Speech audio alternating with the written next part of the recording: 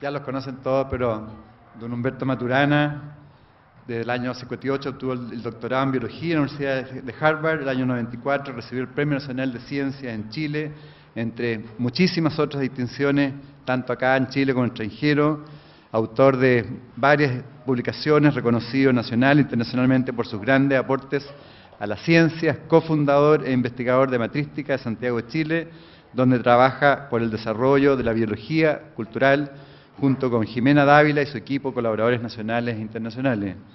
También Jimena Dávila estudió orientación en relaciones humanas y familia, con mención en relaciones laborales en el Instituto Profesional Carlos Casanueva. Su interés por comprender el origen del dolor cultural por el cual las personas piden ayuda relacional la llevó a crear el camino del conversar liberador. Cofundadora también investigadora de Matrística de Chile, donde trabaja en el desarrollo de la biología cultural, junto con Humberto y todo su equipo de colaboradores. Démosle un gran aplauso a Jimena y Humberto.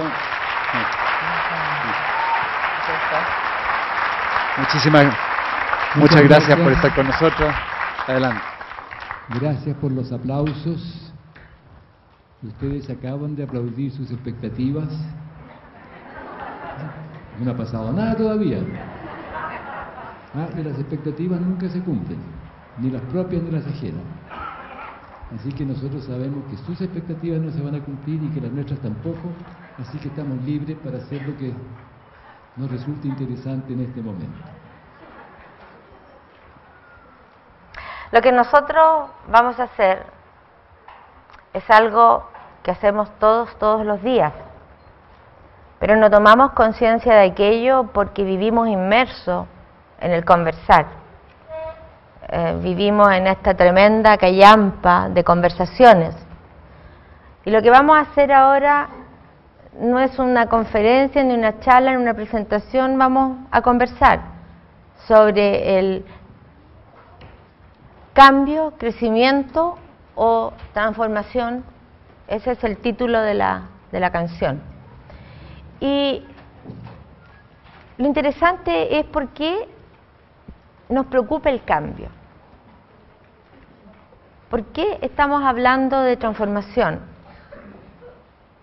Cuando siempre estamos cambiando y siempre nos estamos transformando.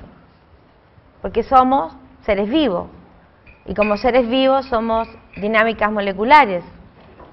Y como usted dice en el trabajo, lo vivo es una dinámica molecular autopoyética. Sí, y esa maravillosa palabra, autopoiesis, es muy simple porque todas las mamás y los papás lo saben cuando se preocupan de que sus hijos se alimenten, coman su comida. Cuando el niño le dice, mamá, no quiero los porotos. ¿Y por qué no quieres los porotos, hijo mío? No, ¿por qué comer porotos, mamá, si no me gustan? Porque si tú quieres crecer y ser tan grande como tu hermano, te tienes que comer todos los porotos. ¿Y qué pasa con los porotos que me como? Se transforman aquí en un proceso que más después vas a entender y se transforma en tus huesitos, en tus músculos y así te vas a convertir en un niño grande y fuerte. O sea, ¿yo hago todo eso? Tú haces todo eso. O sea, ¿soy autopoyético? Sí, hijo mío. Es tan simple como eso. Así que, pero la palabra es bonita. Eso es lo que tiene de especial. Es bonita. Es griega. Es bonita y a veces complicada, porque también se dice que los sistemas sociales son sistemas autopoyéticos. Y no, son sistemas autopoyéticos los sistemas sociales. Los sistemas sociales son sistemas sociales que están formados por individuos. Y el encuentro de individuos es un sistema social. Nosotros como seres vivos somos sistemas autopoyéticos que nos producimos a nosotros mismos. Pero fíjese que yo antes haría una pregunta. ¿Sí? Porque a nosotros nos dicen, cuando vamos a una organización, ¿qué tiene que ver la biología? ¿Qué es esto de la biología cultural? Así con cara de, ¿con qué se come esto? Y yo quisiera preguntar, porque a lo mejor no podemos seguir. ¿Están todos vivos? ¿Seguro? Hay por ahí un robot de última generación que levante el brazo, por favor. No, parece que todos son seres vivos, y entre ellos seres humanos, porque contestan a las preguntas. O sea que el humano surge en el lenguaje y en la conversación. surge y existe, ¿ya? Surge evolutivamente, surge con el lenguaje, ahora unos 3 millones de años atrás, en una familia ancestral, y existimos en el lenguajear, en el conversar. Fíjense que estamos aquí todos para conversar y lo pasamos bien. Sí. Nos sentimos y nos realizamos en el conversar, que es coordinar los sentires y los haceres. Sin embargo, lo pasamos bien, pero estamos hablando de cambio y transformación. ¿Por qué queremos cambiar si estamos siempre cambiando? ¿No será que la deriva del cambio que hemos vivido los seres humanos en este planeta nos ha generado dolor y sufrimiento? ¿No será que hacia donde nos hemos orientado en esta deriva ha generado malestar? Porque hay una pregunta, y yo no quiero con esto que salgan deprimidos, porque antes que nosotros estuvo la terapia de la risa, pero... Así que pueden reírse todo lo que quieran, no sé tanto. Pero una pregunta que guía el trabajo de nosotros es, ¿dónde nos duele el vivir? ¿Dónde nos duele la vida? Porque yo estoy segura que en esta sala no hay nadie, incluyéndonos nosotros, que no pueda decir, hay un momento de mi vivir que he estado en el malestar, que no lo he pasado bien, que he estado en un espacio emocional complicado. Porque cuando uno está en una encrucijada emocional, ¿está dónde? Está en un conflicto, en deseos contradictorios, detenido por esa situación, y a menos que salga de la contradicción de los deseos, va a estar detenido. Y por eso lo que estamos diciendo es todo lo dicho, es dicho por un observador o ser humano a otro observador, que puede ser él o ella misma. Lo que nosotros estamos diciendo en este momento, estamos operando como observadores, haciendo distinciones de nuestro vivir. Y de las circunstancias en las cuales nos encontramos, de lo que vivimos, de lo que nos sucede. Y lo hacemos en este operar como seres humanos en el lenguaje. Otros seres vivos, quienes operan en el lenguaje, no hacen distinciones como nosotros. Y cada vez que se dice algo, uno pregunta, ¿quién lo dijo? ¿De dónde proviene ese dicho? Estamos siempre esperando que alguien se haga presente con las cosas que dice, porque nos hacemos presentes con lo que decimos. Mostramos, como tú sueles decir, con lo que uno dice, invita al otro a entrar en su hogar. Claro, cuando uno dice algo, dice más de lo que cree que dice. Si uno tiene una mirada sistémica más amplia, ve una matriz operacional, sensorial, relacional, mucho más amplia. Bueno, y esta pregunta por el dolor humano tiene que ver con esta ley sistémica. Cada vez que en un conjunto de elementos comienzan a conservarse ciertas relaciones, se abre espacio para que todo cambie en torno a las relaciones que se conservan. En simple, en sopa digo yo, en simple. ¿Qué estamos conservando en nuestro vivir en este presente? De modo que a veces generamos dolor y sufrimiento en nuestro vivir. Porque cuando uno distingue lo que quiere conservar, todo lo otro cambia en torno a lo que uno conserva. Entonces el tema no es el cambio, porque cuando a uno le invitan a cambiar uno se asusta. O sea, a uno lo invitan a cambiar y uno dice, ¿pero para dónde? ¿Qué cambiar de dónde? ¿A dónde voy? Entonces nosotros la invitación que hacemos cuando hacemos trabajo en organizaciones o en las distintas partes que estamos, invitamos a distinguir en el vivir de nosotros qué queremos conservar, porque todo cambia en torno a lo que conserva. O sea, ¿tú estás diciendo que lo importante del cambio es lo que se conserva? Lo importante del cambio es lo que se conserva. ¡Wow! Porque nunca pensamos en eso cuando hablamos del cambio. Y si lo importante del cambio es lo que se conserva, quiere decir que, como tú dices, lo central de nuestra reflexión, en un momento en la continua fluir del cambio del vivir, es qué queremos conservar. Claro, pero en general no miramos eso, porque nos gusta quejarnos. A los chilenos nos gusta quejarnos, ¿sí o no? Estamos en la queja y el drama, ¡oh! Y nos gusta y le damos al drama la cosa. Pero resulta que todo lo que tenemos, el presente que vivimos, no tenemos nada más. Lo más importante que está ocurriendo en el vivir de todos nosotros, de Humberto Maturana, Romesín, del mío y de todos nosotros, está ocurriendo aquí. ¿Y por qué está ocurriendo aquí? Porque aquí se está realizando el vivir de cada uno de nosotros. Lo único que tenemos es el presente que vivimos. Pero fíjense que nos angustiamos por la historia que vivimos, y hacemos arqueología psíquica. Vamos a buscar en la historia huesitos, momias, cosas, y nos negamos el presente y le damos con el... Y resulta que nosotros somos el presente de esa historia. Lo más valioso que todo ser humano tiene es su historia, aunque haya sido una historia de dolor, de alegría, porque hace esa historia que esté hoy día donde está. Nosotros somos el producto de nuestra historia. Somos el presente, la continua transformación. Entre paréntesis, la palabra transformación es muy interesante, porque ella dice en sí justamente lo que dijimos antes, que lo central del cambio es lo que se conserva. Transformación es cambio en torno a algo que se conserva. Así que está dicho ahí, pero no lo vemos, porque a veces enfatizamos el tema del cambio. No lo vemos porque hay otra cosa que no hacemos. Confundimos el pensar con el reflexionar. Como que el pensar estuviera aquí adentro de nosotros.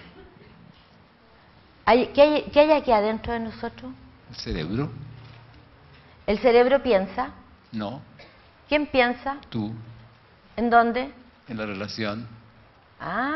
O sea, el pensar ocurre en la dinámica relacional.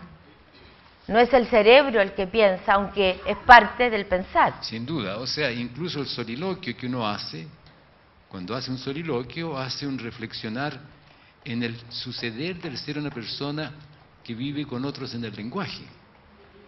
Entonces la dinámica interna del sistema nervioso genera todo el proceso en el cual uno se mueve en el espacio del lenguajear y le hace sentido a uno en las coordinaciones de sentires y emociones del convivir cotidiano.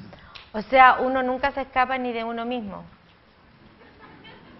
Porque si es un ser humano que surge en el lenguajear, en el conversar, en el reflexionar, todo ocurre en ese dominio.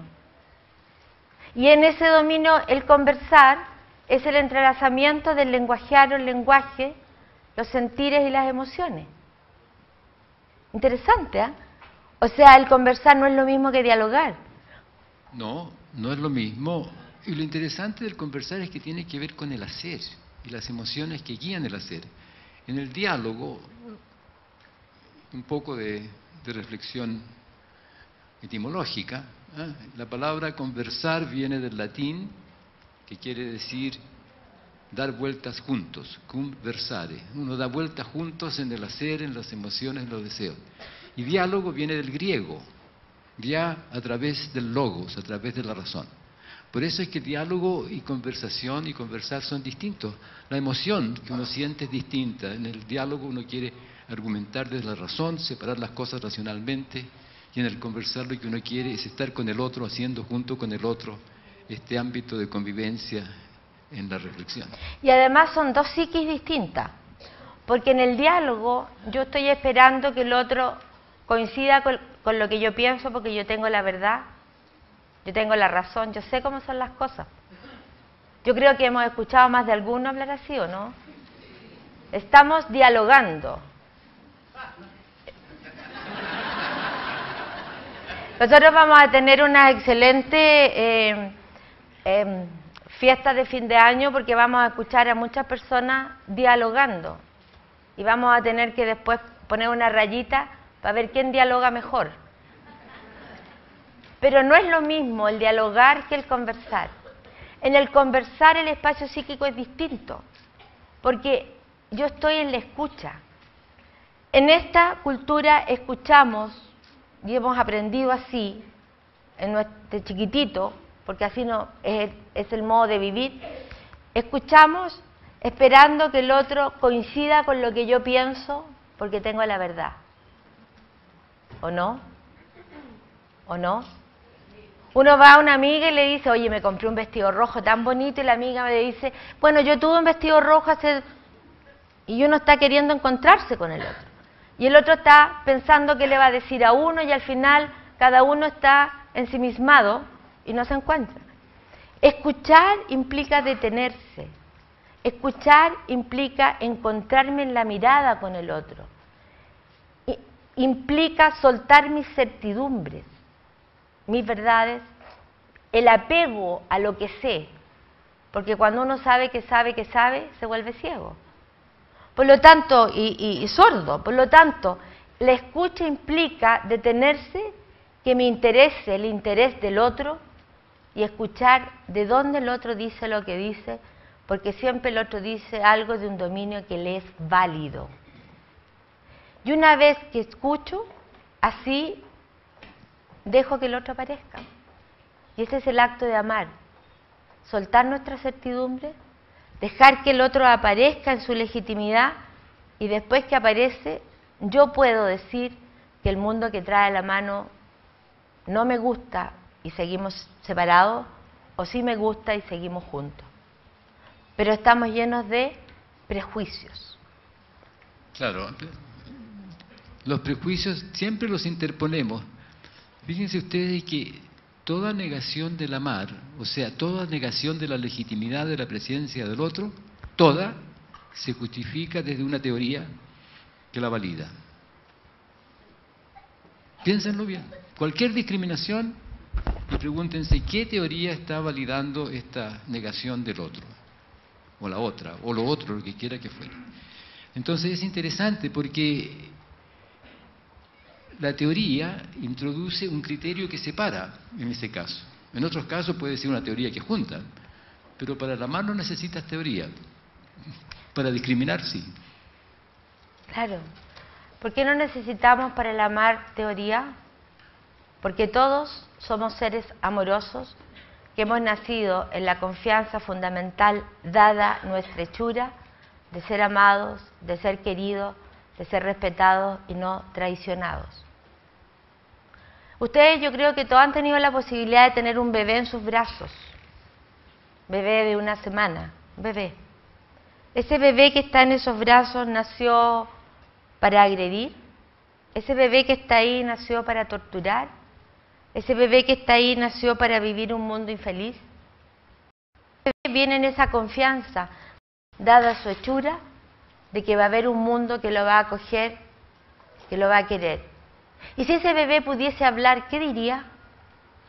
Si ustedes me acogen, si ustedes me cuidan, si hay ternura en su relación conmigo, yo creceré y seré una persona mayor, hombre o mujer, seria, responsable, ética y democrática.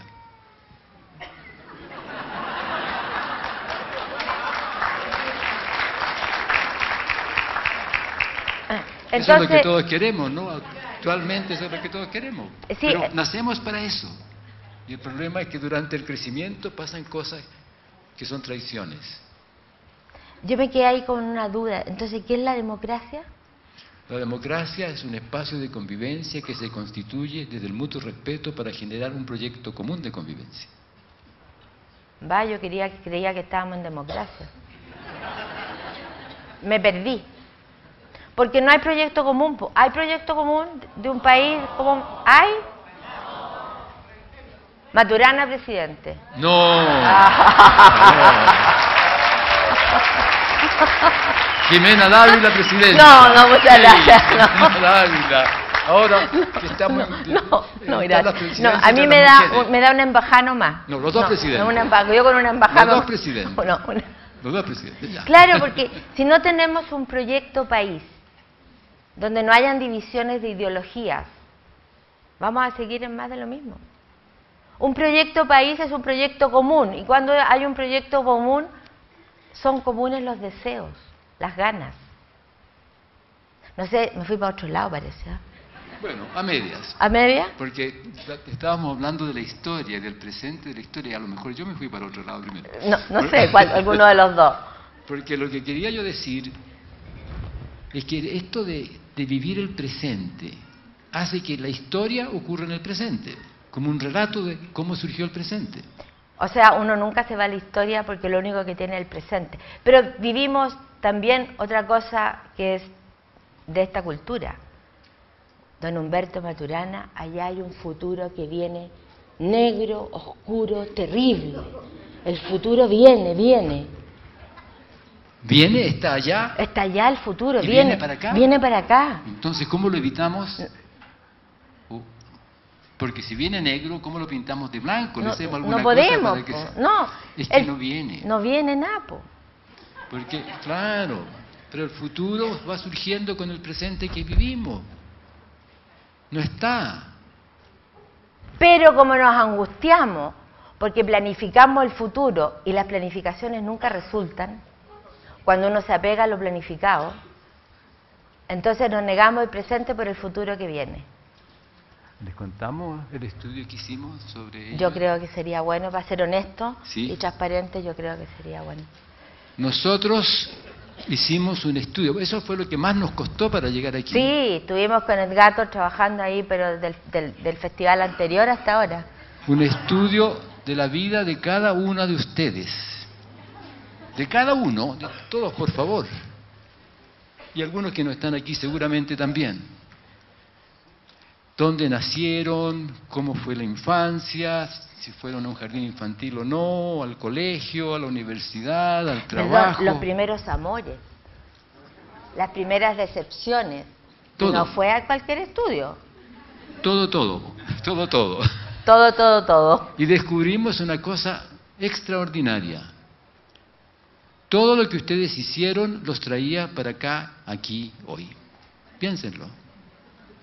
Todo lo que ustedes hicieron en su vida traía destinado a encontrarse con nosotros aquí ahora. Y inevitablemente. Y a nosotros también. Sí, claro. Piensen, si ustedes piensan sus vidas, van a descubrir eso. Y sin embargo no es cierto. Se encontraron aquí. No venían, resultaron acá en el curso del vivir, no venían para acá. El vivir no va a ninguna parte, pero resultaron acá según las elecciones, las cosas que escogieron, los sentires, cómo se fueron moviendo en el devenir. Porque la historia la hacemos nosotros según nuestros deseos, según nuestras preferencias, según nuestros miedos, nuestros rechazos. De ahí la importancia de lo que se quiere conservar. Por eso, ¿qué queremos conservar en el vivir que estamos viviendo? Somos seres multidimensionales. Vivimos muchas dimensiones en nuestro vivir. Trabajamos en algún lugar, tenemos alguna profesión, somos papás, amigos, pololos, amantes. Tenemos muchos dominios. El del amante me gusta, bonito. ¿Eh? Tenemos muchos dominios. Entonces, la pregunta es, ¿qué queremos conservar en nuestro vivir y en los distintos dominios de nuestro vivir? Pero para que esa reflexión sea una reflexión, tenemos que entender lo que es una reflexión. Una reflexión ocurre, yo estoy parada aquí y no veo lo que hay debajo de mis zapatos, o sea, no veo el nicho que ocupo con mi vivir. Uno anda con su nicho para todos lados, ¿cierto? Cierto, porque el nicho va haciendo donde uno está en las circunstancias relacionales en las cuales uno se encuentra y uno no lo ve. A no ser que se pregunte, por ejemplo, ¿me gusta el vivir que estoy viviendo o no me gusta? Esa es una pregunta reflexiva, potente. ¿Me gusta el vivir que estoy viviendo o no me gusta? Uno no se pregunta como eso. ¿Me gusta o no? Y puedo en ese acto desechar aquello que no me gusta, porque en el momento que yo quiero volver a donde salí ya no puedo, porque la reflexión es un acto en la emoción. Cuando yo reflexiono, me hago una pregunta reflexiva, cambia mi emoción. O sea, ¿me gusta el vivir que estoy viviendo o no? Y puedo estar un rato en esa reflexión, en un soliloquio, esa reflexión que uno hace en la ducha. El baño es re bueno, no sé por qué, en el auto, sí, ese soliloquio. Y después uno se puede hacer otra pregunta. ¿Quiero mi querer? ¿Quiero el querer que quiero? ¿Elijo mi querer? La otra vez estábamos en una conferencia con Humberto, en un proceso, en una organización, y una de las personas que estaba ahí dice: lo que dicen ustedes es re bonito, pero esto del amor y todo bonito, pero cuando yo llegue mañana a mi oficina, igual mi jefe no me va a saludar y me va a tratar así como me trata. Y la pregunta que yo le hago es: ¿por qué está ahí? ¿Por qué no se va? Ah, no, me dice. ¿Pero por qué no te vas? ¿Qué estás conservando? ¿Por qué no te vas? El sueldo. ¿Y qué te permite el sueldo? Bueno, me permite alimentarme, pagar un departamento, mi hija, soy separada. Ah, o sea que tú estás donde estás trabajando porque estás conservando algo desde ti. Aunque diga que uno no quiere estar donde está, siempre está porque está conservando algo desde uno. La familia, el sueldo, el postre, algo. Uno lo que pasa es que se puede ir de cualquier lugar, pero tiene que asumir las consecuencias de lo que significa el irme de A, de B o de C. Después nos encontramos con ella y da las gracias. Gracias, muchas gracias, porque fue una buena reflexión. ¿Por qué? Porque le cambió la emoción, po. En el momento que ella se da cuenta que está ahí porque está conservando algo desde ella, ¿qué desaparece? La queja, po. Y cuando desaparece la queja, ¿qué desaparece? La mala cara que tenía todos los días cuando llegaba el jefe, po. Y el jefe cuando la ve sonriente, ¿qué hace? La saluda, po. Porque yo no voy a saludar a alguien con careputo todos los días, po. Entonces es interesante. Toda reflexión ocurre como un cambio de emoción. Y si me cambia la emoción, cambia mi mundo. Si yo estoy orientada en mi vivir a una emoción de malestar, de que todo es negro, todo es oscuro, todo es gris, todo... Ese es el mundo que voy a generar. Pero si yo estoy en una emoción que no es de buena onda nomás, sino que es de apreciar que estoy vivo, que tengo lo que tengo en este momento, mucho, poco, más o menos, pero es que tengo la posibilidad de venir al festival MCA y estar con un grupo y reflexionar, contentarnos con lo simple del vivir en el presente. El vivir es simple, no es complicado. O sea, la reflexión es soltar la certidumbre de que uno sabe dónde está. Exactamente. Soltar la certidumbre de que uno quiere lo que parece que quiere. Exactamente. O sea, eso es lo que tú quieres decir cuando dices que la reflexión es un acto en la emoción. Exactamente. Y ahí se abre un mundo completamente nuevo. Humberto, tengo aquí un brillante que vale millones de dólares. Ah, ¿puedes mostrármelo? No, ¿Por qué? porque se me puede perder. Entonces no ve lo que tiene. O sea, en cierta manera entonces el saber es enemigo de la reflexión. Absolutamente. Y peor, como decíamos delante, la persona que sabe, que sabe, que sabe. No reflexiona. No, porque sabe, ¿o no? Claro. En este caso lo peor son los expertos. Perdón si hay algún experto en algo, discúlpenme. Porque Gracias. Aquí el aplauso es como la risa en el porque si nosotros no somos expertos en ni una cuestión. Nosotros tenemos fundamentos biológicos, culturales, de donde decimos lo que decimos. Nosotros no vamos a decir a las personas lo que tienen que hacer porque todos saben lo que tienen que hacer en su vivir.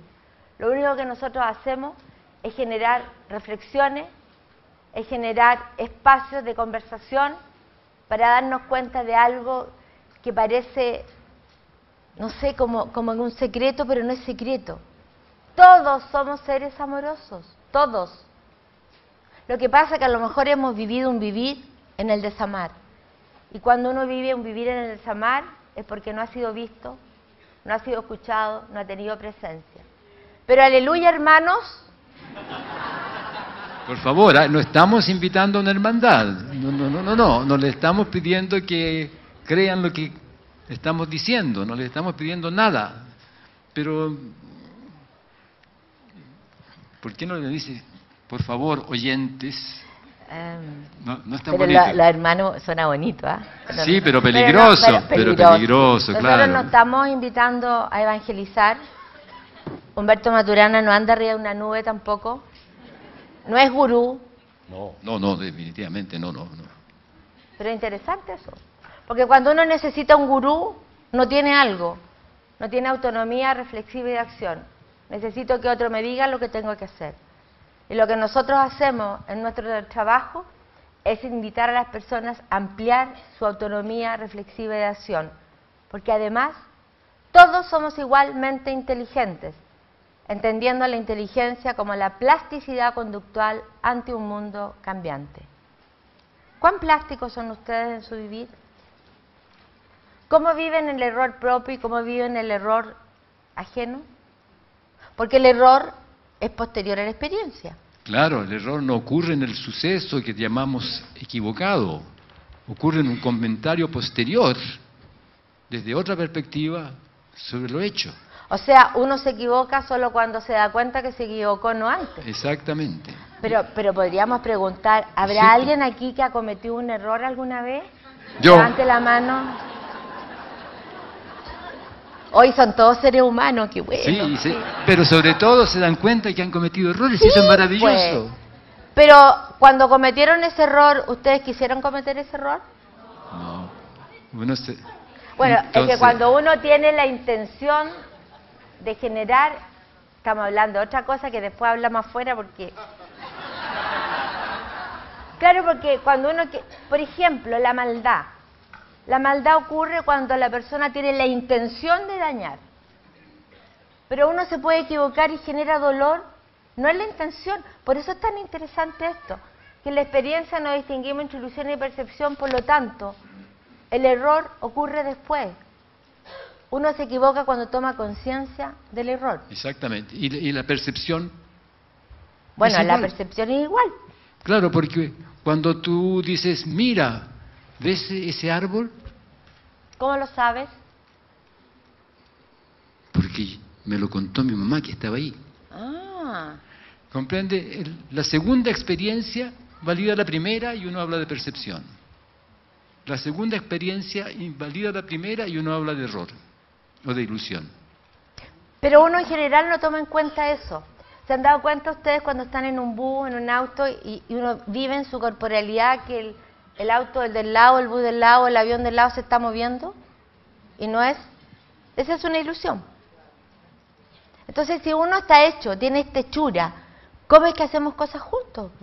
Eso es lo interesante. ¿Cómo si? Porque esto de que no distinguimos en la experiencia misma, en el momento de vivir lo que vivimos, si lo vamos a tratar después como una percepción o como una ilusión, al compararlo con otras experiencias, quiere decir que no podemos decir nada sobre algo como una realidad independiente de nosotros. Porque no sabemos si lo que estamos viviendo como válido en un momento determinado lo vamos a invalidar después como una ilusión o como un error. Y esto no es una limitación, es nuestra condición biológica. Todos los seres vivos somos iguales en ese sentido. Siempre ha sido así. Por eso es que siempre preguntamos cómo lo sabes, ¿ah? ¿Qué criterio tienes para decir lo que dices? Que son preguntas no de desconfianza hacia la persona que está diciendo algo, sino de que la naturaleza misma del fenómeno de decir lo que se dice en un mundo en el cual uno no sabe si lo que está diciendo es válido o lo va a invalidar después, o si lo que está diciendo que percibe lo va a conservar como una percepción después.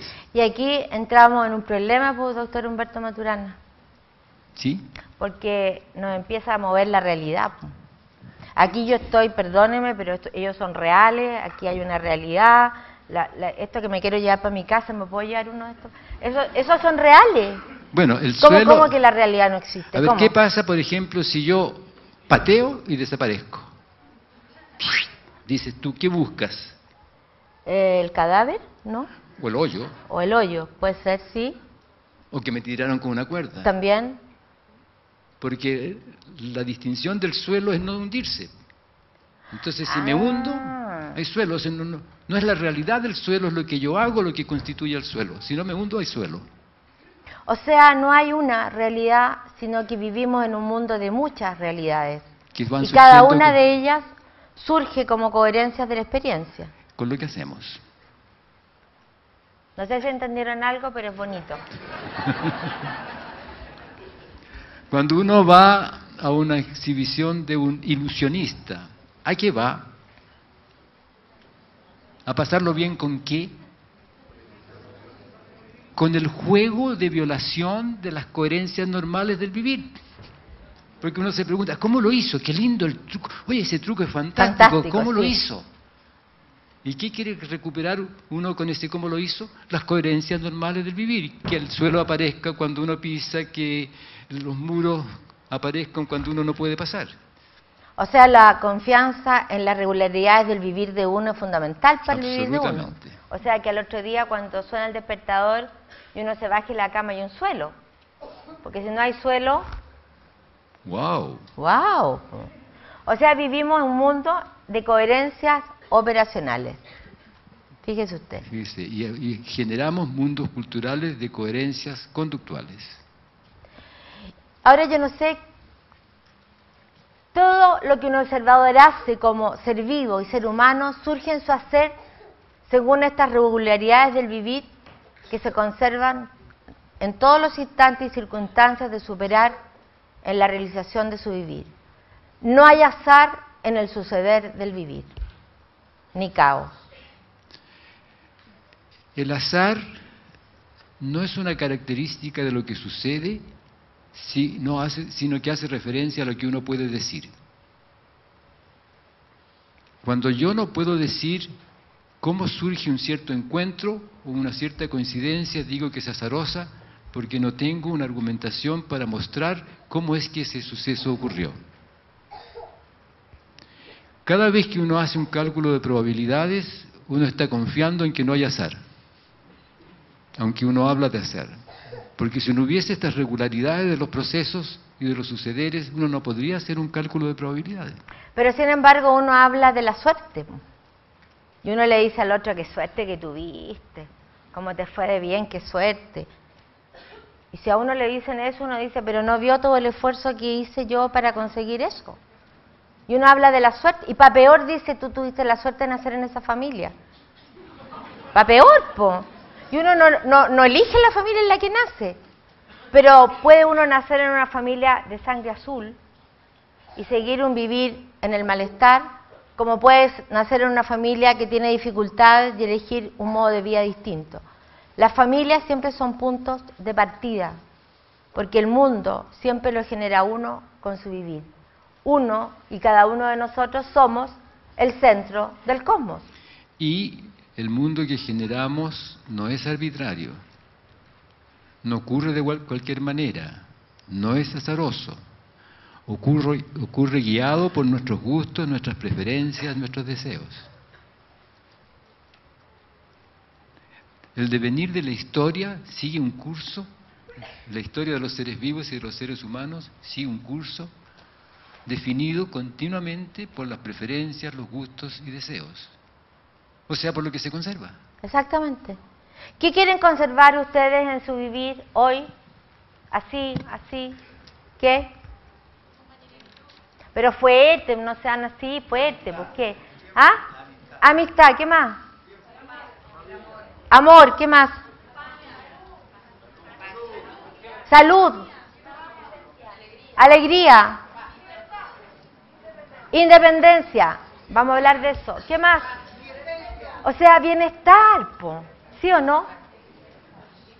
Cuando hablamos de independencia, los chiquillos se quieren independizar de los adultos y paran el pelo, se lo ponen verde, se ponen aros, un montón de cosas. Están siendo igualmente dependientes porque tienen que mostrarle al otro lo independientes que son. Soy súper independiente y ando lleno de cosas, pero el que paga la cuenta es mi papá, po. ¿Cierto? En cambio, la autonomía es distinta, porque la autonomía reflexiva de acción, yo digo sí desde mí y digo no desde mí, no desde el otro. Porque estamos acostumbrados a vivir en una cultura donde decimos sí cuando queremos decir no y decimos no cuando queremos decir sí. Es como este chiste del Coco Legrand, del matrimonio, que llega un día viernes que está reventado y no quiere el matrimonio, pero no le queda otro y va nomás. Nosotros reflexionamos sobre eso. ¿Por qué uno le cuesta tanto decir no? ¿Por qué uno dice, sí, pero si no voy al cumpleaños de mi amiga me va a dejar de querer? No me va a invitar más. Porque pensamos que el amor de los otros nos completa. Y el amor de otros no nos completa si no estamos completos nosotros en nosotros mismos. O sea, por lo que tú dices y lo que dijiste antes, ¿la libertad ocurre cuando uno escoge lo que escoge? Cuando uno quiere el querer que uno quiere. Ah, ¿y eso aparece en la reflexión? Exactamente. No tiene que ver con los sucederes, sino que tiene que ver con la intimidad de uno. Y cuando uno está eligiendo el querer que uno quiere y está en ese espacio de bienestar, está en el centro de uno mismo. El roble en las tormentas se quiebra y el álamo se flecta. La inteligencia y la plasticidad conductual ante un mundo cambiante. Pregunta para la casa para ustedes como soliloquio. ¿Cuán plástico soy en mi vivir? ¿Cómo vivo mi propio error y cómo vivo el error de otro? ¿Escucho o me escucho? Son tres nomás, poquita cosa, no es mucho. Porque nos vamos reflexionando con nosotros mismos. Porque si queremos un cambio cultural, el cambio cultural no pasa por una declaración de intenciones. El cambio cultural ocurre solo con un cambio individual. Todo cambio cultural pasa por un cambio individual. Y esa transformación individual es sistémica. Porque si yo transformo mi vivir, se transforma mi mundo. Y mi mundo está compuesto por otras personas. Si yo ahora llego a mi casa y escucho, le van a preguntar el marido o la señora dónde estuviste, porque en general cuando hablamos de problemas de comunicación es porque no nos escuchamos. Escuchar es un acto de humildad, escuchar es detener el pensar de uno, escuchar es estar entero ahí, o sea, escuchar es amar. O sea, no anteponer un prejuicio, una exigencia, una expectativa, un supuesto en la relación. ¿Se dan cuenta de eso, qué potente? Porque resulta que ustedes deben haber escuchado esto que dice, me voy a casar y cuando nos casemos va a cambiar. Y no cambió nada, po. Y él también, no, le cuenta a los amigos, no, sí, ya olvídate, espérate, va a cambiar. Porque cuando uno quiere cambiar al otro, no lo ama. Cuando uno tiene expectativas con el otro, no lo ama. Porque cuando uno tiene expectativa, está en la exigencia que el otro haga lo que yo quiero que haga. Humberto Maturana, tú tienes que ser más objetivo para tus cosas. ¿Más objetivo? Sí. Por favor, ¿les gusta que les digan tienen que ser objetivos? ¿Qué sienten cuando les dicen que tienen que ser objetivos? ¿Es rico que le digan que tiene que ser objetivo? No, es una negación. Tienes que ser más objetivo. O sea, tú quieres que yo haga lo que tú quieres que yo haga. Eso te está diciendo. O cuando alguien dice está siendo subjetivo y pone cara como de, está siendo subjetivo. O sea, está diciendo, mira, no está pensando como yo pienso. Es lo mismo. Porque ninguno piensa como el otro. Si para encontrarnos haciendo cosas juntos tenemos que conversar, tenemos que escucharnos y tenemos que querer estar con el otro. Querer estar con el otro es tener tiempo para estar ahí. Escucharnos es tener tiempo para estar ahí. No, pero está el otro mantra, po. ¿Cuál es el mantra que usamos? Tenemos un mantra. Namaste, mantra tenemos el no tiempo. No, no tengo tiempo. No, no hay tiempo, no. Y cuando uno dice que no tiene tiempo es porque no tiene ganas. Si ustedes se dan 5 minutitos de escuchar al otro, de estar con el otro, con eso basta. Por lo tanto, todo cambio cultural pasa como un cambio individual, en un cambio de los sentires, la conciencia, los deseos, los propósitos, las cosas que las personas quieren conservar. Y entendiendo la conciencia no como algo que está por allá arriba, sino que la conciencia es un darme cuenta. Y la experiencia espiritual es una expansión de conciencia, de pertenencia a un ámbito mayor. Y eso puede ser picando la cebolla para la empanada del 18, como yéndose a escuchar delfines en alguna parte. No hay que hacer un gasto enorme para tener una experiencia espiritual. Uno puede tenerla en su vivir y de hecho la ha tenido cuando uno tiene una experiencia de expansión de conciencia, de pertenencia a un ámbito mayor. Bueno, y eso ahora, sería, eso no, pues, ¿qué sí, más? pero eso quiero agregarles eso, que Sí. no es una definición lo que estamos diciendo. Ninguna. Si estudiamos Edgardo. la vida de las personas que consideramos santas, Edgardo, ¿cuánto sabias, nos queda? vamos a descubrir que toda ¿No recibí referencia a una pregunta? experiencia espiritual implica Ya. una Ya. experiencia de ampliación de ¿Ahora? conciencia de pertenencia. ¿Ahora? O sea, no estamos haciendo definiciones, estamos abstrayendo de lo que vemos del vivir humano, porque el tema fundamental somos nosotros, en nuestro vivir cotidiano. Ninguna de las cosas que le hemos dicho es una definición. Cuando decimos que somos todos igualmente inteligentes, porque la inteligencia es la plasticidad conductual frente a un mundo cambiante, estamos haciendo referencia a cómo usamos la palabra inteligencia en la vida cotidiana. Fíjate que yo recogí este gatito y es tan inteligente. Lo recogí, ¿cómo lo sabe? lo recogí ayer de la calle. ¿Sí? Y ahora sabe dónde le pongo la comida, dónde está la ventana para salir, cómo entrar y dónde está mi cama porque le gusta dormir conmigo. Mira tú. O sea, ¿qué es la inteligencia? Plasticidad conductual en un mundo cambiante. Y a menos que hayamos tenido el infortunio de algún traumatismo cerebral, de alguna patología particular del sistema nervioso, de situaciones genéticas anómalas, somos todos igualmente inteligentes, porque la plasticidad conductual que se requiere para vivir en el lenguaje, en esta consensualidad del continuo convivir en el lenguaje, es tan gigantesca que las diferencias son de historia individual, de gustos, de preferencias, pero nunca son de inteligencia. Los problemas de los niños en los colegios nunca son de inteligencia, a menos que haya habido lo que desnutrición, en fin, otras cosas. Son de la emoción. Las emociones fundamentan todo lo que hacemos. Estaba pensando ahora en esto de la educación para decir algo con respecto al educar. Cuando se habla acá de la calidad de la educación, no basta. Porque la educación es transformación en la convivencia. Tenemos que cambiar la mirada sobre el educar. El educar no es entregar información. El educar no es una relación instructiva entre el profesor y los niños. El educar es una convivencia. Lo que los maestros y maestras hacen con los niños es educar el espacio emocional. Y el espacio emocional que vivan los maestros y maestras va a ser el espacio emocional que esos niños y niñas van a vivir. Por lo tanto, como educación, como transformación en la convivencia, el futuro de la humanidad en ese caso no son los niños, somos nosotros los adultos hoy día.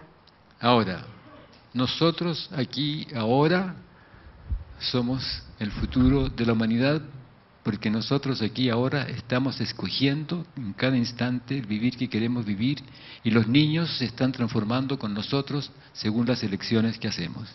Exactamente, y por eso sigue siendo importante la familia, no como la familia Quaker, ¿ah?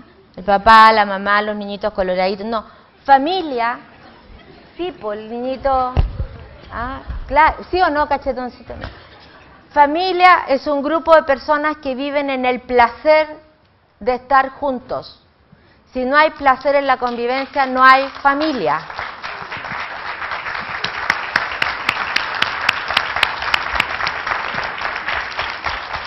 Por lo tanto, una abuela con sus hijos, un grupo de amigos, son familia.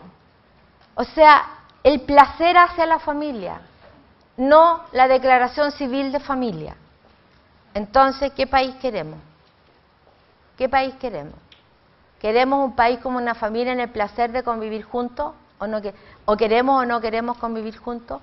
La inteligencia, como decíamos, es la plasticidad conductual ante un mundo cambiante, no es la cantidad de saberes que uno tenga. El saber es algo que uno tiene, pero que uno ha aprendido, que uno le han enseñado.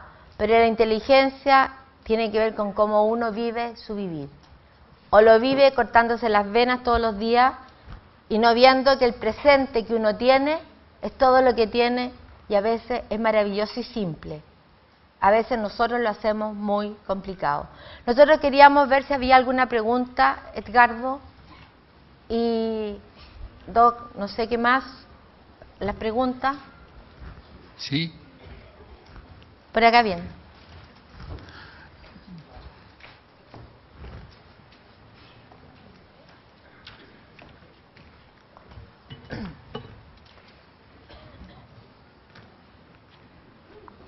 Unas cuantas acá. ¿Qué podemos hacer para generar cambios si la clase política no nos representa?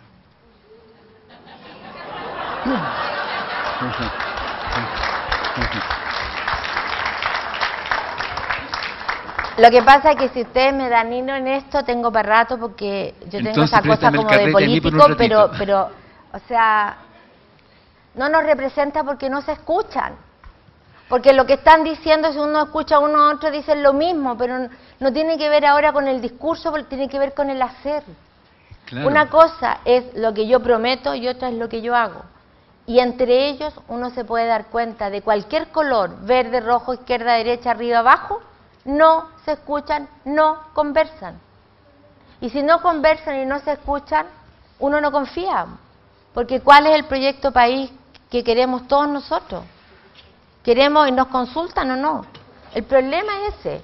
Entonces, por lo tanto, tenemos que ser responsables cuando elijamos y elegir a aquella persona que muestra un plan, pero que es posible de hacer.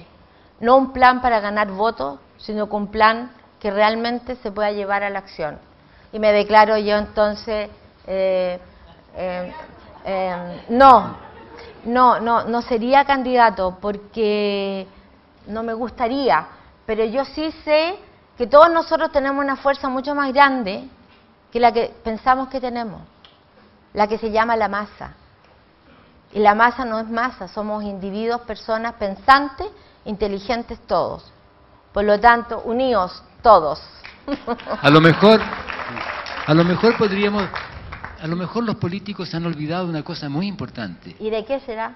de una cosa que tienen que haber aprendido cuando chicos con su mamá. ¿Qué cosa?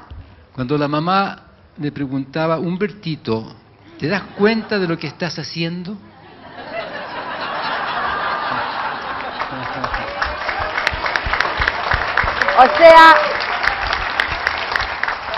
O sea, nosotros podríamos preguntarle a todos los políticos, ¿te das cuenta de lo que estás haciendo? Yo creo que es una muy buena pregunta que tenemos que hacernos todos, porque ¿te das cuenta de lo que estás haciendo? Que uno la aprendió en la casa con la mamá. Con la mamá. Y el papá también. También. Y los hermanos mayores. También. La sociedad chilena tiende a no expresar lo que le incomoda, lo oculta en la sombra. ¿Somos una sociedad poco reflexiva o poco expresiva? ¿Qué podemos hacer para comenzar la transparencia? O sea, derribar los mitos. Esta cuestión de que somos grises, de que no... O sea, yo creo que son mitos. O sea, en el fondo... Bueno, por ejemplo, este evento ya lleva 2 años. 2 años. Es una gran oportunidad de encontrarnos y de reflexionar. O sea, esto que nos digamos que somos, como dice ahí que somos, es un mito y los mitos uno los puede derribar. O sea, queremos pensar, queremos reflexionar, somos un país precioso, tenemos cosas lindas, también tenemos cosas terribles y dolorosas que no queremos. Pero el tema es, ¿qué estoy haciendo yo para que eso no pase? Porque lo que sí tenemos mucho de discurso, ¿ah? Y de la cosa que está mal y todo, pero la pregunta es, ¿y qué está haciendo usted para que eso no pase? Que es un poco la misma pregunta que decía usted. Claro, porque ¿qué es la globalización? La globalización es un fenómeno individual. ¿Sí o no? Pero hablamos de la globalización como que todo en globo fuéramos a hacer algo.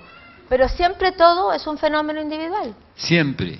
Todas las cosas que hacemos, en cualquier circunstancia, las hacemos como individuos que escogemos hacer lo que estamos haciendo en ese lugar, en ese instante, por cualquiera que sea el motivo que justificamos, que usamos para justificar nuestra elección. Toda reflexión tiene toma de conciencia. ¿Qué es la conciencia en la reflexión? La conciencia es el darse cuenta. Simple, Tan simple como es. sencillo, pero le damos vueltas. Darse cuenta, me doy cuenta. Estoy consciente, me doy O cuenta. sea, soltar la certidumbre. ¿Necesitamos el cerebro? Sí, claro que lo necesitamos. Para rascarme la nariz necesito el cerebro, por supuesto que lo necesito. ¿Para darme cuenta? Sí, claro. Pero resulta que el rascarse la nariz consiste en pasar el dedito de una mano por encima de la nariz, con la uñita, se rasca. Y la conciencia consiste en el darse cuenta de la circunstancia en la cual uno se encuentra porque ha soltado los prejuicios, ha soltado las expectativas, los supuestos y la mira. Y relacionado a eso también otra pregunta, ¿qué significa el desarrollo de la conciencia? está mal usada la palabra desarrollo, ¿verdad? Lo que pasa es que la palabra desarrollo corresponde a un mirar positivista. Cuando uno habla de desarrollo, está en un mirar de hace unas décadas atrás. Perdón, la persona que hizo la pregunta. No le estoy diciendo que está anticuado, pero si uno tiene la mirada en que en la semilla está el árbol, que es la mirada positivista, hay algo que uno no ve, que la semilla no está contenida en el árbol. La semilla es un punto de partida y el árbol va a aparecer si es regado, si tiene buena tierra, si tiene nutrientes, si hay sol. O sea, hay un proceso. Por lo tanto, cuando uno habla de desarrollo, habla de que algo está ahí no desarrollado y tiene que desarrollarse. Pero resulta que no sabemos qué va a pasar como punto de partida. Los niños no son adultos mal desarrollados. No, son distintos, son niños. Son el presente de su vivir como niños. Y se van a ir transformando a lo largo de los años. Tal vez la pregunta que él hizo no se refiere al desarrollo, sino que a la ampliación de la conciencia. Exactamente. Ampliación de la mirada y del entendimiento. ¿Y cómo uno la amplía? Reflexionando, preguntándose y dándose cuenta del vivir que está viviendo, dándose cuenta de los deseos, de lo que quiere conservar, y va uno ampliando ese espacio de conciencia en la experiencia. La experiencia es lo que uno distingue que le sucede. Lo que uno no distingue que le sucede no es parte de la experiencia de uno. Por lo tanto, ampliar la conciencia implica mirar las experiencias del vivir y darse cuenta que cada experiencia del vivir que uno vive amplía su darse cuenta. ¿Cómo generar un cambio que vaya en otro sentido del que ha ido toda mi historia cultural, emocional, racional? Yo creo que ese es uno de los deseos de Matrística, que nació, nosotros estamos trabajando con Humberto hace 13 años, y mi pregunta de inicio fue, ¿dónde nos duele el vivir? Y me di cuenta que todo dolor y sufrimiento por el cual se pide ayuda relacional es siempre de origen cultural, de esta cultura patriarcal, matriarcal, centrada en relaciones de dominación, de sometimiento, en busca del éxito y la competencia. Y nos damos cuenta que todo cambio cultural, por lo tanto, pasa por un cambio individual y pasa por un cambio en el lenguaje o el lenguajear, un cambio en las redes de conversaciones.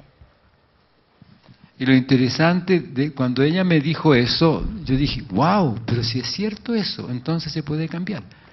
¿Se dan cuenta? Lo cultural se puede cambiar. El darse cuenta de que algo es cultural es maravilloso, porque quiere decir que está abierto al cambio. Está cambiando y además uno puede participar en ese cambio según lo que quiere conservar en el convivir. Y por eso uno mira su localidad. ¿Cómo estoy haciendo lo que estoy haciendo? Desde el dominio absoluto de la autonomía reflexiva de acción. Porque si alguien por alguna razón me ha dicho, tú eres depresivo endógeno o exógeno, y me quedo en ese espacio, ¿cómo salgo? No tengo cómo. La cultura pone muchos títulos: hiperactividad, depresiones, bipolaridad. Díganme, ¿quién no es bipolar en esta cultura? Por favor, que levante la mano. Yo me declaro absolutamente bipolar. Claro, pues un día nos dicen una cosa, otro día nos dicen otra, uno se sube, otro se baja, sube la benzina, baja. No. ¿Quién no es bipolar? Todos. Pero si a mí me lo ponen como una etiqueta aquí, y yo, como la cultura, son redes de conversaciones que uno genera, conserva y realiza en el vivirla, yo ando en mi vida con esta depresión endógena y exógena. Así. Entonces, si yo me hago cargo de ese mundo valioso, pero si yo me hago cargo de que puedo salir de ese espacio, entonces el mundo depende de mí. Cada uno de nosotros somos el centro del cosmos. No sé para dónde me fui, así que ayúdeme. Ah, ya, vamos a hacer, antes de la otra pregunta, ¿sí? Una cosa interesante. Bueno. Queremos regalarle nosotros en realidad. Sí, se lo podemos regalar. Sí, claro, porque no es... Claro, sí, claro. Queremos regalarles 3 derechos humanos nuevos. Pónganse todas la mano derecha en el corazón, por favor, para escuchar esto. Todos. El derecho a equivocarse. ¡Bravo!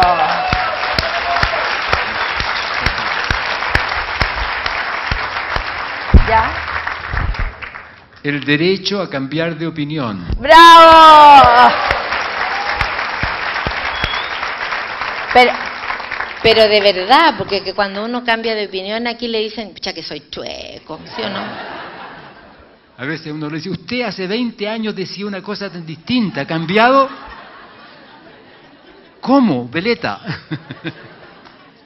Y el más difícil de todos, el derecho a irse sin que el que uno se vaya constituya ofensa.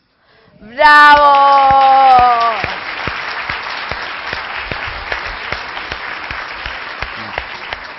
Muy bien. Serían los derechos 31, 32 y 33. ¿Dónde se sitúa lo emocional en lo racional del diálogo y la inteligencia? ¿O lo racional incluye lo emocional alejado del devenir, dicotómico, racional, emocional, corporal? No, si no está mala la pregunta, ¿Dónde se pero sitúa lo tenemos emocional como en lo para racional? contestarla de aquí al otro festival. ¿Podemos? Sí. ¿Qué es lo racional, doctor Humberto Maturana Romesín? Lo racional corresponde a la lógica, mejor dicho, al tipo de coherencias entre los elementos de un argumento. Si es coherente con ciertas normas, uno dice que es racional. Si resulta para el escuchar de uno incoherente con las normas que uno pone en su escuchar, dice que es irracional. Pero no andan racionalidades volando por ahí, la hacen las personas. Exactamente. Por lo tanto, si la hace la persona y una razón, cualquiera esta sea, o racionalidad, también tiene un trasfondo emocional entonces. Absolutamente. Todo sistema racional, y esto no es una definición, ustedes pueden mirarlo, todo sistema racional se funda en premisas básicas aceptadas a priori, desde la emoción. Un ejemplo absolutamente cotidiano para nosotros después del colegio. La geometría euclidiana. ¿En qué se funda? En 5 supuestos fundamentales. Si ustedes operan con las coherencias que esos 5 supuestos generan, pueden deducir toda la geometría euclidiana. ¿Y por qué esos 5 supuestos? Porque al señor Euclides le gustaron. Claro. Al señor Euclides, ¿quién lo conoce? ¿Alguien? Yo no lo he visto. Pero imagínense, estamos hablando del señor Euclides, que se le ocurrió estas 5. Premisas fundamentales. Pero a él se le ocurrió porque tenía ganas. Pero le gustaron. Ah, le gustaron desde su experiencia, sí, pero son arbitrarias. Todo sistema racional, todo sistema filosófico en cuanto a sistema, todo sistema político en cuanto a sistema, se funda en premisas fundamentales aceptadas a priori, porque quiere ser coherente con esas premisas fundamentales. O sea, hay algo de donde nunca nos escapamos, aunque en Tolerancia Cero, al doctor, ¿alguien vio Tolerancia Cero? ¿Supieron? Porque ahí estaban en la emoción de la entrevista, po. Y la emoción de la entrevista, preexiste la pregunta que quiero hacer y además la respuesta que quiero encontrarme. En cambio, en el conversar, no. Por eso cuando nosotros vamos a una organización y nos dicen, es tan bonito lo que ustedes hacen, hagan unas conferencias del amor, porque ustedes hablan del amor tan bonito. Y nosotros le decimos, pero ustedes quisieran escuchar qué es lo que hacemos. Y nos damos un tiempo, unos 15 minutos y contamos algo. Y al final la persona nos dice, nosotros queremos que las personas piensen, pero no tanto. Y esto efectivamente nos pasó, ¿no? Porque cuando las personas piensan y reflexionan, ¿qué pasa? Y cuando uno es libre, ¿qué pasa? Cambia el mundo, porque resulta que estamos viviendo en una cultura donde quieren robotizarnos, o sea, diseñar el espacio para uno operar. Y resulta que no somos robots, somos seres vivos, seres humanos, tenemos historia y surgimos de manera espontánea y si sigo me voy a ir por otro lado. ¿Cómo cambiamos la educación en Chile? Si una persona nace en un mundo de pobreza, va a una escuela que le entrega el mínimo de herramientas para la vida, ¿cómo puede realizar un cambio si no sabe cómo, si no tiene oportunidades para salir de la pobreza? Bueno, por eso es que hay que cambiar el sistema de educación. Claro. Pero Porque si uno escucha lo que los estudiantes dicen, lo que están diciendo es: queremos una educación que nos dé dignidad, conciencia de pertenencia a un país y la capacidad de contribuir en ese país a generar un bienestar para todos en una convivencia democrática. y además dicen, queremos tener sentido en nuestro vivir. Que cuando estudiemos una carrera, encontremos trabajo después y no nos quedemos cesantes. Por lo tanto, cuando dice que hay que hacer, el doctor es suave en esto y dice, la educación, ¿qué dice? Yo digo que la educación debe... ¿Qué habría que hacer? Bueno, enseñar educación cívica. Pero para eso hay que cambiarle la cabeza a las personas que hacen los proyectos de educación. Eso sí, bueno. Porque si no es más de lo mismo. Entonces, cuando nosotros estamos en Chiloé, que trabajamos y hemos estado allá con profesores que llegan con el barro hasta aquí, tienen 40 alumnos en una sala de clase de diferentes niveles. Él toca la campana, limpia el baño, limpia la sala y toda la... ¿Qué es lo que tiene ese profesor? Vocación y ganas. Ama lo que hace. Si un profesor no ama lo que hace, ¿qué va a pasar con sus alumnos?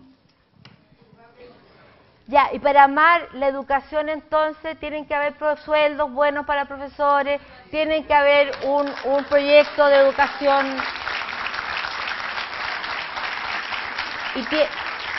y tiene que haber un cambio de mirada con respecto a lo que es educar.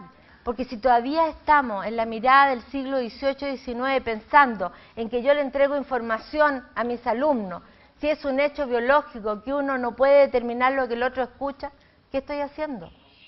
La educación tiene que cambiar desde la raíz en el sentido de entender lo que es educar. ¿Se fijan la cosa que me voy por otro lado, la pasión y la cuestión? Ahora, si Pero tú... sí, po. O sea, lo que tú estás diciendo, y yo comparto contigo, es que no tiene que haber colegios de excelencia. No, po. No, pues, porque eso implica discriminación.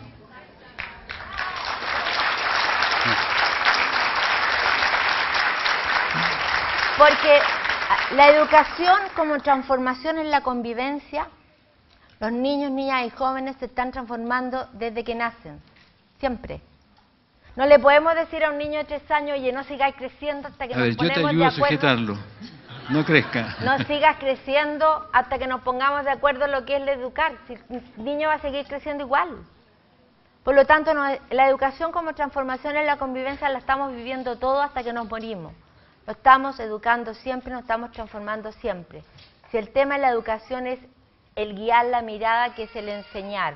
¿Y cómo es el convivir que estamos haciendo de modo que esos niños se transformen en adultos serios, responsables, éticos Y democrático. y democráticos? Eso sería. ¿Es el asombro un redescubrirse y descubrir a los demás para generar así una actitud más positiva? O sea, el asombro es la sorpresa, el encontrar que aquello que se ve lo encanta a uno o lo rechaza.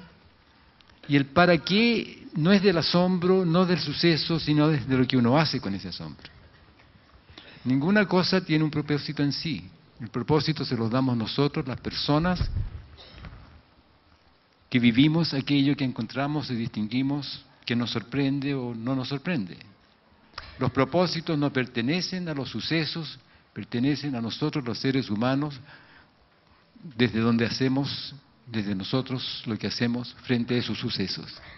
O sea, el asombro es una dinámica relacional donde yo solté mis certidumbres y me dejo seducir por aquello que está ocurriendo. Pero como uno sabe, está frito, po. Entonces hay que soltar la certidumbre, es maravilloso, porque es un acto de desapego y es un acto de humildad. no es olvidar lo que uno sabe, es detenerlo para poder asombrarse. Y para poder asombrarse de las cosas simples de la vida. Y para poder escoger frente a aquello que lo asombra a uno, ¿no? Exactamente. Porque el asombro en sí no es lo valioso, es lo que uno hace con el asombro. El soltar la certidumbre abre un espacio en el cual uno puede escoger, si quiere, su quehacer según lo que ve al soltar la certidumbre. O sea, en último término, siempre pasa por uno. Es uno el que escoge el camino del vivir que va siguiendo, en la circunstancia en que se encuentra, porque no es un término de posibilidades. En el fondo no existen posibilidades de nada, uno se encuentra en un cierto lugar y es allí donde uno escoge en la cercanía del vivir de uno, en el entorno de uno. Antes de otra pregunta, los amigos relatores que estaban invitados, si pueden acercarse por acá después para poder hacer el panel final, si es que están... ¿Qué podrían decir de la responsabilidad? ¿Qué es la responsabilidad? La responsabilidad es una dinámica relacional en la que me hago cargo y responsable que las consecuencias de mis actos no dañen a otro y al entorno. O sea, la ética. La conducta ética es una conducta responsable. Soy consciente, o sea, me doy cuenta y me hago cargo de las consecuencias de mis actos. Sea una organización, sea papá, sea hijo, sea un trabajador, que las consecuencias de mis actos no dañen a otros o al entorno. O sea, ahí es la responsabilidad ética. Exactamente. Porque todo tiene consecuencias. Y uno tiene que mirar las consecuencias de lo que uno hace y de preguntarse si uno quiere o no quiere esas consecuencias. Ese es el punto. Hay un ruido acá extraño con el audio. Bueno, para ir terminando, quedan altas preguntas, pero... O sea, ¿nosotros terminamos ya? No, es que está entretenido, yo creo que... Pero que están otros relatores esperando. Por eso, pues, para que... Si es que están, yo les agradecería si se pueden acercar, que yo no los veo, entonces... O sea... Tienes no, tú que decidir terminar. Esa es tu tarea.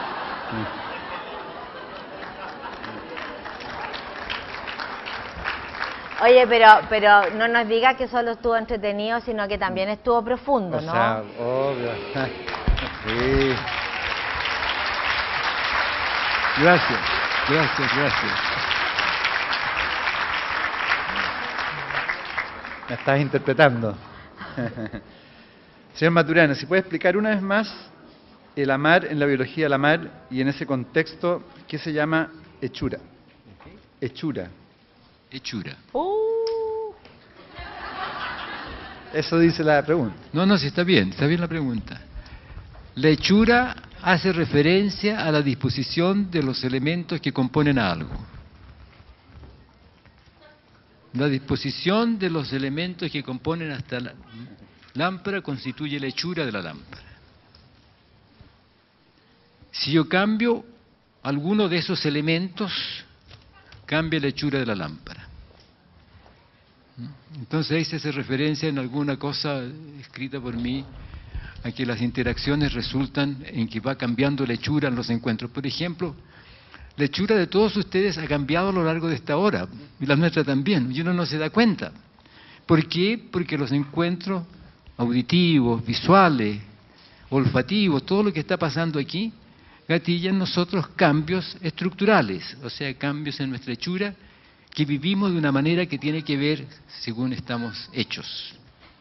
Y esa hechura es el presente de una continua transformación a lo largo de nuestra historia. Pero no lo miren así con lo negativo, porque la hechura parece ser una cosa rígida. No, nuestra estructura es continuamente cambiante. Igual. Continuamente cambiante en torno a la conservación del vivir, en torno a la conservación de modos de actuar, en torno a la conservación de ideas, en torno a la conservación de gustos, de emociones. Y de ahí es que somos conservadores. A menos que nos detengamos a reflexionar y pensemos, no me gusta lo que estoy conservando. Quiero otra cosa, los seres vivos somos conservadores y confiamos en lo que llamamos la inercia fundamental, en que todo ocurre y seguirá ocurriendo de la misma manera a menos que algo interfiera y resulte en un cambio. Y para terminar nuestra conversación, Wow. está esta ley sistémica número 14, son como 80 y tantas, así que... Como sistemas determinados en nuestra estructura, los seres vivos existimos en el no tiempo, en un presente continuo, en continuo cambio estructural, en que cada nuevo momento del presente surge como modificación del momento presente que se vive. O sea, en simple, vivimos en el tiempo cero y lo único que tenemos es el presente que vivimos. Muchas gracias. Muchas gracias.